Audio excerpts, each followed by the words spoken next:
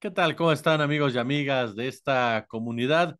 Hemos platicado con ustedes de diferentes historias que rodean precisamente al crimen organizado de nuestro país, personajes que se encumbran gracias a la corrupción policíaca, política, militar, que incluso los llega a utilizar también como verdaderos chivos expiatorios, como los rostros mediáticos de lo que es el negocio del narcotráfico, pero hay otras historias, esas otras historias de personas que de una u otra manera se ven involucradas con estas actividades dentro de este ecosistema criminal que, como lo hemos platicado, se puede dividir en diferentes facetas. Hay una historia que es parte precisamente de lo que presenta este gran periodista Steve Fisher sobre un menonita. Usted sabe lo que es la comunidad menonita precisamente, lo hemos comentado también ya en alguna ocasión y las reglas que hay al interior de la misma. ¿Cómo se puede involucrar un menonita, no, con el crimen organizado? ¿Cuál es ese tipo de relación? ¿Cómo lo pueden seducir? ¿Qué viene a evidenciar esto? Mi querido Steve, de verdad, siempre un gusto platicar contigo y un gustazo verte nuevamente. ¿Cómo estás? Igualmente, Jesús, muchas gracias, por la invitación y saludos a tu auditorio. Oye, pues yo lo primero que te diría es, platícanos un poco para la gente que está viéndonos y escuchándonos, ¿cuál es la historia precisamente sobre este personaje, sobre este ex menonita de Pensilvania? Bueno, es un ex menonita, es un menonita de Campeche. De Campeche, perdóname.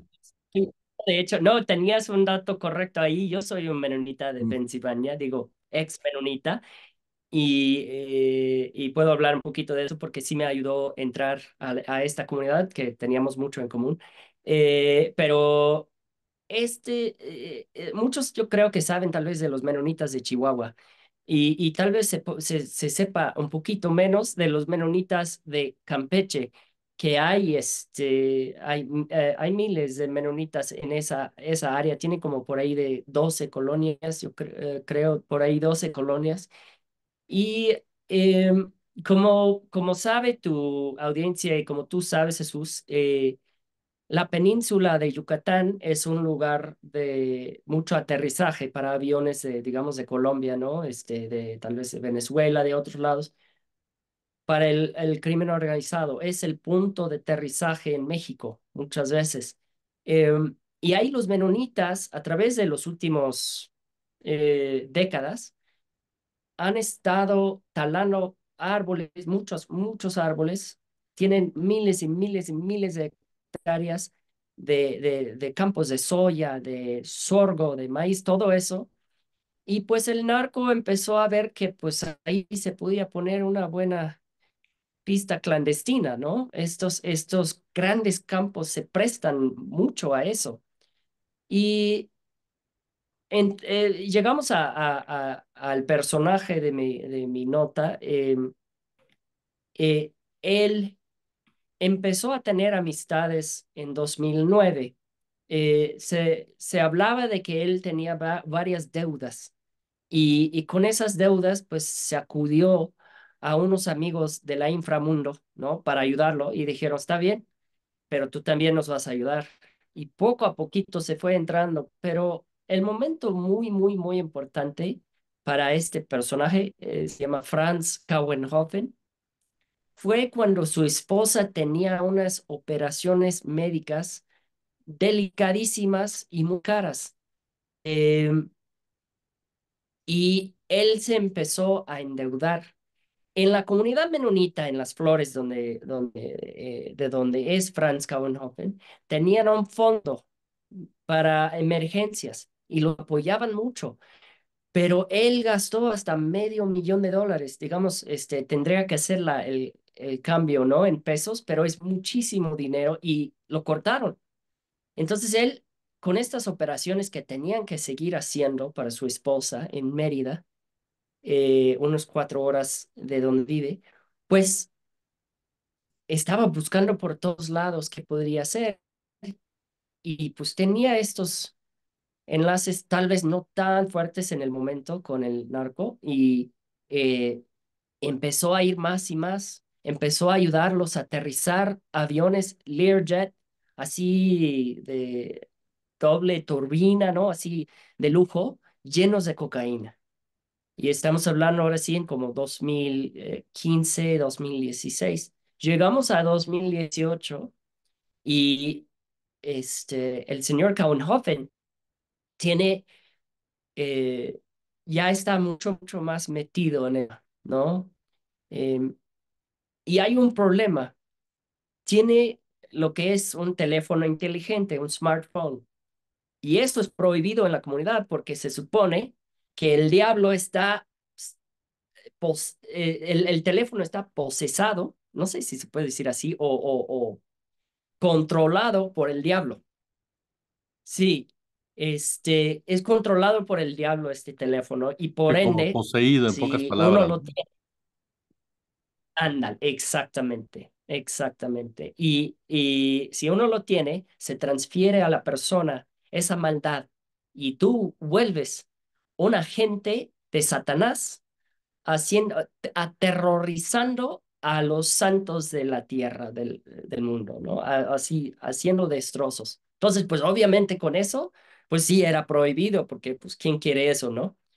Y bueno, pues tal vez los ministros tienen un poquito de razón, ¿no? Porque pues ya vemos que tan adictos que somos a los teléfonos. Él no lo pudo, soltar, no lo pudo dejar. Lo suplicaron, suplicaron, suplicaron que lo dejara, pero tenía que estar comunicando con los doctores de su esposa en Mérida. Y cuando no hay mucha señal, tenía que ir por donde está internet y todo eso. Es muy rural. Y tenía que estar hablando con su gente en el campo, trabajando sus tierras, que seguía siendo campesino, granjero, ¿no? Y no lo soltaba. Y yo tengo la sospecha que también tenía que estar comunicando con la inframundo. Pues tal de que un domingo en la mañana, en 2018, los ministros se levantaron enfrente de la iglesia y se pidieron un voto para expulsarlo de la iglesia. Y mucha gente sabía de muchos problemas que tenían, los deudas, y era un señor muy lindo, muy buena gente. Me dijeron que era amigo de todos, te podía convencer de cualquier cosa, se le caía bien a toda la gente, y, pero no hubo vuelta atrás. Y entonces lo expulsaron oficialmente en la iglesia en esta mañana, y en la noche, para que veas un poquito su poder que ya tenía en la inframundo, en la noche mandó a la casa de los dos ministros, sicarios para buscarlos, los ministros que lo habían expulsado. Ellos le llegaron el recado y se corrieron, uno por el campo atrás de su casa y otro se escapó a Chihuahua y no regresaron para mucho tiempo. Pero cuando regresaron, porque querían regresar a predicar, cuidar a su comunidad, se pusieron de acuerdo para él podría seguir traficando en paz y ellos jamás lo iban a molestar y él no les iba a molestar a ellos. Pero es muy importante, yo como ex menonita entiendo esta parte muy bien. La parte de ser expulsado es muy drástico, es extremo. O sea, si alguien te ve en la calle, se tienen que girar y caminar por el otro camino, hasta correr, porque no pueden intercambiar cosas, jamás dinero, jamás nada de negocio, no pueden sentarse ni con su familia, en la mesa para cenar o comer. Oficialmente no pueden hacer eso. Y él estaba aisladísimo, perdón, aisladísimo en su propia comunidad. Lo que no podían hacer es expulsarlo de su casa, pues es su derecho, ¿no? De tener su casa. Y se quedó ahí y empezó ahora sí a traficar droga, pero mucho. Y ahí es donde empezó su historia de llegar a un poder hasta uno de los más narcos más peligrosos del estado de Campeche. ¿Quién era este narcotraficante con el que salía, mi querido Steve? Y no impactaba a la comunidad, me refiero, el hecho de que sabían que él ahí estaba, sabían que él vendía, y que pudiera en algún momento dado agredirlo por parte de otras organizaciones criminales, ¿cómo afectaba a una comunidad que, como tú bien lo describes, es una comunidad cerrada en muchos sentidos, con sus reglas pues muy claras de convivencia? Sí, y vale la pena aclarar que esta comunidad de los 12 colonias en Campeche es lo más, o sea, es más fácil llegar a otras comunidades bonitas que esta. Esta tiene la fama de hacerlo más. Yo creo que era entre miedo y un cierto tipo de respeto. Uno no lo podía hacer lo que está capaz de hacer contra la comunidad. Esto pasa con su cuñado también, que es una historia que pues lo manda a una fosa clandestina por robar dinero de él. Entonces la comunidad yo creo que se quedó ahí en un temor. Y yo hablé con muchas personas de la comunidad y estaban hartos de tantos aviones aterrizando en la noche y cada vez avión venía gente armada, pero unos 20, ¿no? Camionetas, cuatrimotos, calibre 50 y usaban, así llegaban con todo, porque estamos hablando de medio tonelada de cocaína cada aterrizaje. O sea, eh, un negocio importante, ¿no? No cualquier cosa, tiene que cuidarlo. Y llegó a tener ese poder, llegó a tener unos 6 sicarios, este, brutales, algunos ex caiviles, soldados especiales de Guatemala, conocidos por ser muy rudos, y llegó a tener un poder que podía ir contra de él. Pero algunos sí apreciaba a él porque se robaba menos. Los tractores en el campo se los podían dejar porque nadie los robaba, porque él los cuidaba, él aseguraba que nadie robaba, ¿no? Y ese tipo de seguridad se agradeció, pero en general era un respeto a través del terror, sabiendo que él puede hacer lo que quiere. Y lo hizo. Tiene cargos de 8 homicidios ahorita en la cárcel. Y muchos los mandó a fosas clandestinas. La mayoría no se han encontrado. Oye, ¿qué relación, como bien señalas, eh, no sé si definirla o se escuche banal si lo defino como tóxica, pero es una relación efectivamente de miedo, en donde pues él nos cuida, digámoslo así, pero nos cuida a costa de nuestra seguridad y a costa que no nos metamos en sus actividades, pero sus actividades tarde o temprano invaden las nuestras. Así es. O sea, era una seguridad incómoda, ¿no? Como tú dices, así como yo creo que los menonitas buscan la paz, buscan estar en paz, buscan trabajar, como uno me dijo, nosotros cosechamos, hacemos quesos y trabajamos en casa y eso es lo que queremos hacer. Él no extrañaba para nada el escuchar los aviones aterrizando en su traspatio, ¿no? Así en los campos. Y algunos, una vez aterrizaron unos aviones en un campo de varios que tenían, eran dueños de varios y pusieron topes para que no vuelva a pasar. Hubo un camino en la mitad. Entonces te da una idea de la tensión en la comunidad con este personaje. Y, y sí, creo que muchos estaban muy aliviados cuando lo detuvieron, que lo detuvieron el año pasado en enero, justo. ¿Qué pasó después precisamente que lo detienen? ¿Qué es lo que pasa con la comunidad? ¿Qué es lo que pasa con las actividades que él llevaba? Tú lo sabes mejor que yo, cuando cae un capo de una u otra forma, llega alguien más a tratar de ocupar ese lugar y explotar lo que ya se tiene medianamente o ya totalmente construido. Sí, o sea, empezando con cómo llegó a que lo detuvieron. Él aumentó los homicidios en Campeche de una forma significativa, había pasado en varios años. O sea, él estaba responsable para mucho dolor, destrozo en esa región.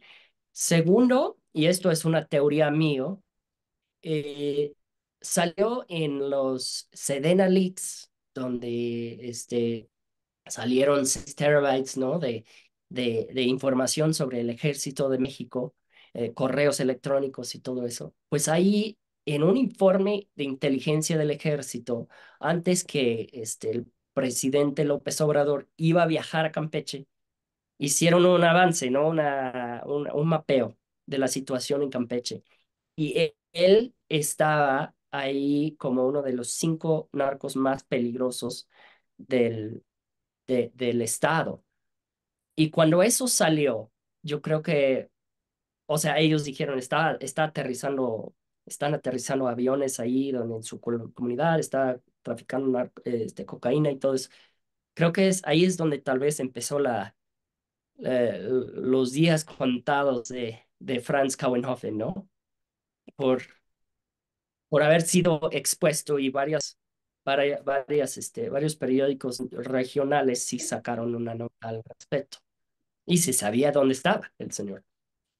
Steve, ese punto también, como dice, la comunidad decía, no le va a pasar nada. ¿Qué tanto la autoridad era la complicidad como tal o era en un momento dado? Este punto de decir, pues no nos metemos con ellos, ¿no? A final de cuentas, porque es como un respeto al comportamiento. Yo creo que, perdón, lo que me dijeron es que sí, cuando hubo un aterrizaje se notaba mucho policía, ¿no? Llegando para tal vez proteger. Entonces ahí puede ver que hubo una complicidad, puede ver. Por otra parte, los menonitas, ellos ponen su propia luz. O sea, ponen las líneas eléctricas, ¿no? Desde el camino hasta su comunidad. Ellos los mantienen. Ellos ponen sus caminos y los mantienen. O sea, ellos no dependen, de muchas formas, no dependen del gobierno y el gobierno, pues, feliz de no molestarlos, ¿no? Porque, pues, se cuidan entre ellos, se mantienen, se resuelven los temas entre ellos. Y entonces lo que yo tenía entendido hablando con los menonitas en Las Flores era que pues la policía venía cuando los llamaba, o el ejército cuando los llamaba, ¿no? Y entonces aparte de eso, y también por ser tan aislado esta comunidad, em, no hubo mucho involucramiento. Y es justo por eso que los menonitas están en Campeche donde ellos dicen, podemos estar en paz, podemos ir a la iglesia, podemos cosechar, podemos sembrar, y eso es eso es lo que nosotros hacemos. Pero cuando llega a pasar un caso como Franz Kauenhofen, también se puede hacer muchas cosas porque es muy aislado, ¿no? Y por lo mismo no hay tanta vigilancia, tal vez. Mi querido Os- Steve Fisher, de verdad, yo quiero agradecerte como siempre que compartas con nosotros tus excelentes investigaciones, oye. Jesús, muchas gracias. Qué gusto platicar contigo.